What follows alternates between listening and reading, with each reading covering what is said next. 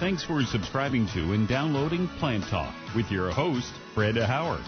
Plant Talk is sponsored by Franklin Park Conservatory and Botanical Gardens in Columbus, Ohio, featuring exotic plant collections and displays, seasonal art and nature-based exhibitions, outdoor gardens, and a variety of educational programming. fpconservatory.org. Now, here's your host, Fred Howard. Good morning, Ohio gardeners, and I think it's going to be a good morning. The weatherman says we're going to be clear for a little bit yet, and then there's some rain coming and lots of disturbances up and down the coast that, happily, we don't have to deal with. I feel sorry for those that do, including my daughter, but she chose to move. I didn't send her there.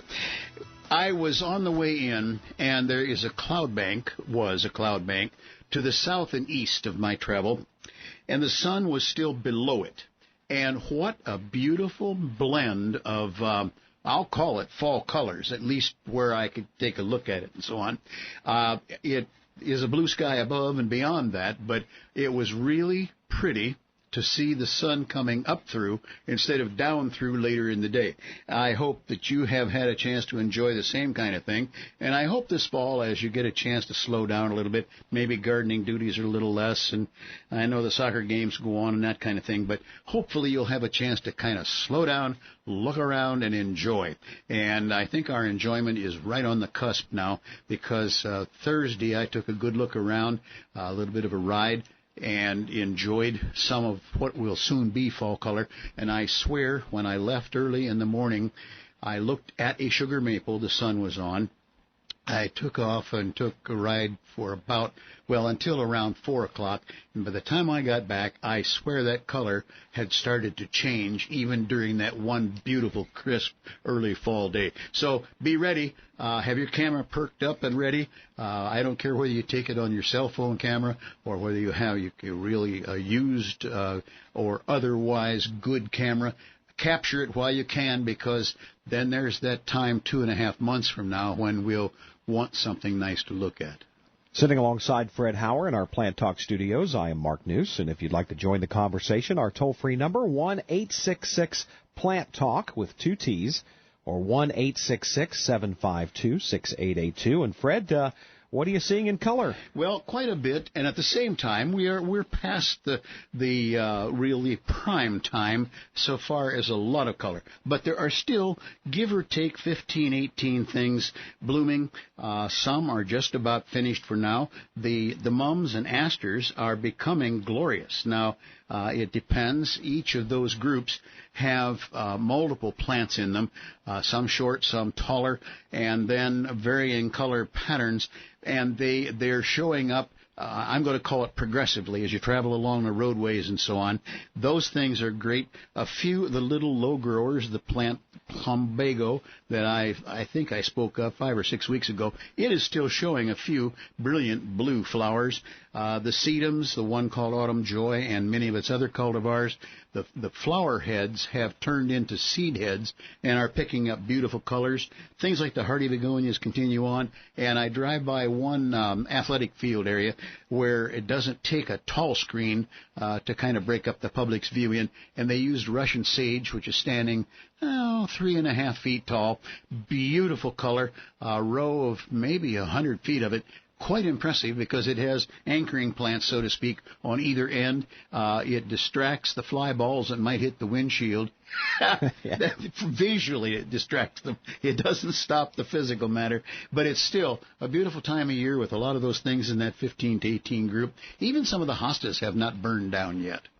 And once again, our toll-free number, 1-866-PLANT-TALK with 2 T's. Fred's Plant of the Week and your calls coming up next. Just getting started this morning. We're glad you joined us on Plant Talk. Stick around. This summer at Franklin Park Conservatory and Botanical Gardens, the gardens are in full color. Welcome its tropical and native butterflies in flight in the indoor Pacific Island Water Garden. View the conservatory's bonsai collection and experience the exhibition Origami in the Garden. Find details at fpconservatory.org.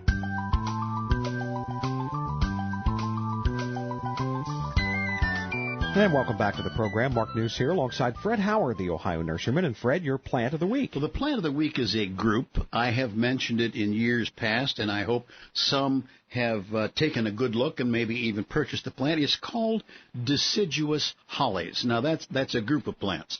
There are hollies, you know, as Christmas time, the English holly, the American holly, and Chinese holly. All of those creatures that hold their leaves in a kind of a waxy form are fantastic. Now, they don't happen to grow as well in many parts of Ohio as we would like, but they're fine. However, there is a shrub group called simply deciduous hollies that are quite capable of giving us a tremendous amount of pleasure. They're plants that grow, I suppose you could keep them as low as 3.5 feet with annual pruning and so on. And then if you leave them alone, they'll hit into the 6.5, 7 foot range. One of my plants is probably 6 or 7 feet across. Gets a little leggy at the bottom, so I face it up with other plants. And then the berries started to form probably mid-August that you would actually start to look at, green as green could be. And now, though, in the last week, they have started to color up. And as they, group-wise, color up, they will get into some golds, some orange, and then several colors of red. By that colors, I mean several degrees of red. They're a plant that is pretty darn sturdy. They'll handle some droughty conditions. I mean, there is a limit, but still they'll handle drought fairly well. They can handle a good bit of water. I have them in a spot in my yard that is... it's not in the bottom of a creek, but at the same time it stays moist a good bit of the time. They handle that quite nicely. The flower is of no significance. I mean, it's there. It's not unattractive, but it's no big deal. However, this time of year and through the period now of probably the next 6 or more weeks until a flock of cedar waxwings moving through, or the robins and other creatures, they will literally attack that plant or plants when it comes time that the berries have taken a freeze, and usually it is after a freeze that kind of softens the berry up a little bit. I have looked out and seen, well, it's hard to measure when they're all on the wing, but 20 to 25, 30 even maybe robins and cedar waxwings. They move in. I don't know who the scout is or how quite it works for the critters, but one will find it. They put out the word somehow, or they have sight that we can't even imagine, up to 10-fold more than ours. They must see them, and all of a sudden, it's like a circus around that plant, and then all of a sudden it's barren and they're gone, all probably even in one day. Deciduous holly. Deciduous holly. Would you say this is a background plant, or is this something you put in the foreground? No. Well, you could handle it properly with pruning and so on, keep it in the foreground. I think because of its height and not having to manicure it with that, let's just say, 5.5 to 7 foot capability, I would definitely keep it in the background and then face it up. In my case, I use some roses because of the way the sunshine hits, some low and heavy-bodied roses. You could use hosta. You could use any other smaller or shrubby plant that would face up that leggy bottom, because the bottoms of the plants, the bark is not that attractive, etc. So, I would make it mid to background, somewhere in that range. It's durable enough to, well, within reason, put it most any place you want where there is good sunshine. Now, they'll handle some shade, but they're still going to do better in flower and fruit in pretty much a full sun. Let's go to the phone lines. 1-866-PLANT-TALK with 2 T's. That's our toll-free number, 1-866-752-6882. Gary's on with us from Dover. Good morning, Gary. Hey, good morning, fellas. Good morning. Fred. I enjoy listening to your show about every Saturday on WJER here. You mean you're not an absolute every Saturday listener? Sometimes I have to work. Well, you're not alone. So, good morning to you. Listen, a couple of weeks ago, I heard a caller had a blue spruce, and his limbs were starting to not have any needles, all the way up. And I've got one that's 30 feet tall. It stands alone in my yard, and probably a third of the way up now. The limbs are barren, and it's it's looking like that. My concern is I have an elevated piece of property. If you can imagine at a height of about at the top of this 30-foot tree. And along that elevated piece of property, last year I planted 6 really nice blue spruces as a as a weather shield for a building I put up. And these little fellows are about 2 feet tall now, doing very well.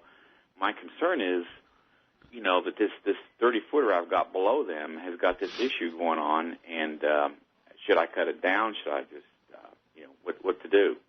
Well, you pose a very interesting and somewhat difficult question to answer. There is a problem with Bruce spruce. One is a known disease from time past, Cytospora canker, that can be very devastating. And then I just call it spruce decline.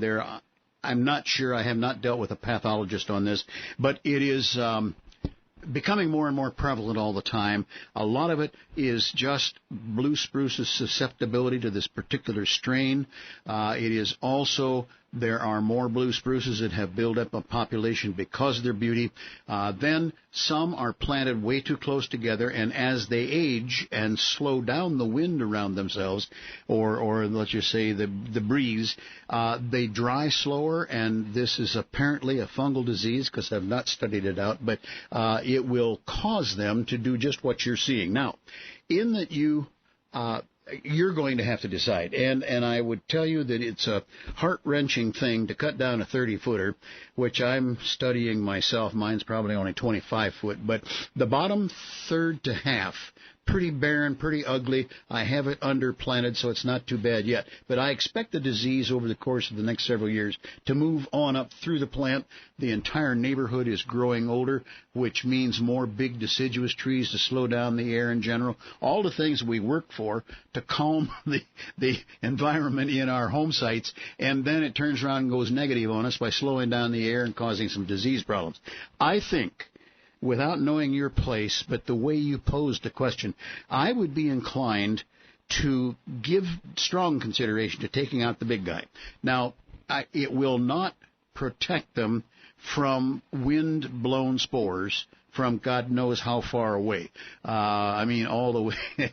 Well, let's just say it's always that kind of thing is in the air and can be problematic. But I believe, depending on what will be the prominence of these new ones, I think I would cut the source back, even to the point of limbing it up maybe this year or next, to the point of live growing tissue, and then maybe within the second or third year take it down, or you could just bite the bullet and say, well, it'll make a fine Christmas tree this year. Take the top in the house, burn, well, not in the chimney, but burn the rest or whatever, and just simply move on to what will become good trees. And I'm unfortunately, again, without studying the disease, but as I've been watching and observing, it seems as though that as the plants age and as the community, so to speak, around them matures, I think there's going to be even more trouble. But I believe you could probably slow down that possibility by taking out the big guy. Thank you very much, Fred. Sorry, Gary, but that's kind of the way I see it. There's the bad news to Gary, unfortunately, right. Today. Again, our toll-free number, if you have a question or comment today, 1-866-PLANT-TALK with 2 T's. That's 1-866-752-6882. And if you're like Gary and you can't listen to us every week, you can also catch our podcast online. Just go to our website, planttalkradio.com, and you can listen to past shows, or you can go to iTunes and subscribe to our podcast and have that sent to you every week.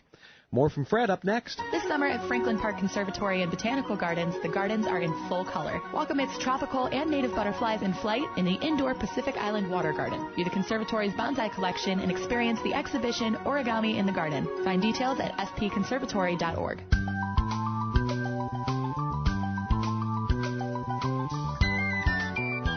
You know, Fred, it's interesting. The weather has been unseasonably warm. Mm-hmm. It has been warm for everything is still, at least around my neighborhood, is green. Pretty much so. The grass is green, everything. Where are we with getting stuff indoors? I noticed a little nip in the air this morning. There was. I don't remember how much of a nip. I think probably just below 50. I didn't take the moment to look. I know it's been 50 several days this week. I like to use 40 as the point. Now, I don't know that it's magic, but most of the plants that even the southern trapicals can handle down to 40 degrees. Now that's air temperature around the tops as well as root cooling. Anything below 40, then we have to be a little careful of. A drop to 31.5 for most of the tropicals will definitely be damaging. They just don't have the cell walls, cell structure that allow